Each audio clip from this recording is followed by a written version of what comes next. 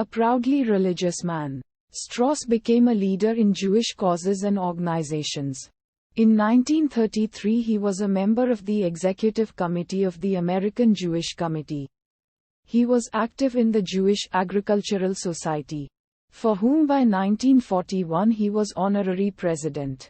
By 1938 he was also active in the Palestine Development Council, the Baron the Hirsch Fund, and the Union of American Hebrew Congregations. However, he was not a Zionist and opposed the establishment of a Jewish state in mandatory Palestine. He did not view Jews as belonging to a nation or a race. He considered himself an American of Jewish religion, and consequently he advocated for the rights of Jews to live as equal and integral citizens of the nations in which they resided. Strauss fully recognized the brutality of Nazi Germany. He first made his concern known in early 1933, writing to President Hoover during the final weeks of Hoover's time in office. Strauss attended a London conference of concerned Jews later that year on behalf of the American Jewish Committee, but the conference fell apart over the issue of Zionism. Following the November 1938 Kristallnacht attacks on Jews in Germany, Strauss attempted to persuade prominent Republicans to support the Wagner-Rogers bill that would legislatively allow the entry of 20,000 German refugee children into the United States. Long allied with both Hoover and Taft, he asked each of them to support the bill. Hoover did, but Taft did not, telling Strauss, "With millions of people out of work, I can see the logic of admitting others." The bill had considerable popular support, but eventually failed to move forward in Congress due to opposition from the American Legion, the Daughters of the American Revolution, and other immigration restrictionists.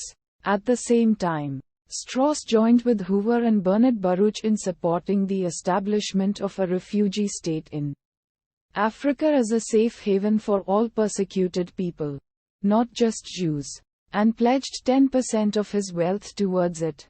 This effort too failed to materialize. Still another scheme that involved Strauss concerned an international corporation, the Coordinating Foundation, that would be set up to effectively pay Germany an immense ransom in exchange for their allowing Jews to emigrate. That too did not happen. Strauss subsequently wrote, "The years from 1933 to the outbreak of World War II will ever be a nightmare to me. And the puny efforts I made to alleviate the tragedies were utter failures. Save in a few individual cases. Pitifully few." Strauss was president of Congregation Emmanuel of New York, the largest such in New York City, for a decade. From 1938 to 1948. He was named to the presidency to replace Judge Irving Lehman, after having previously been chair of the Temple's Finance Committee. He had first joined the Board of Trustees of the Temple in 1929. During the time the congregation was absorbing the merger of Temple Bethel, Strauss succeeded in Washington's social and political world despite its being notoriously anti-Semitic at the time. Indeed, those experiences with anti-Semitism may have contributed to the outsider perspective and fractious personality that became evident during his later career. He was proud of his Southern upbringing as well as his religion, and insisted his name be pronounced in a Virginia fashion as ʻstrɔːz, rather than per the usual Germanic form.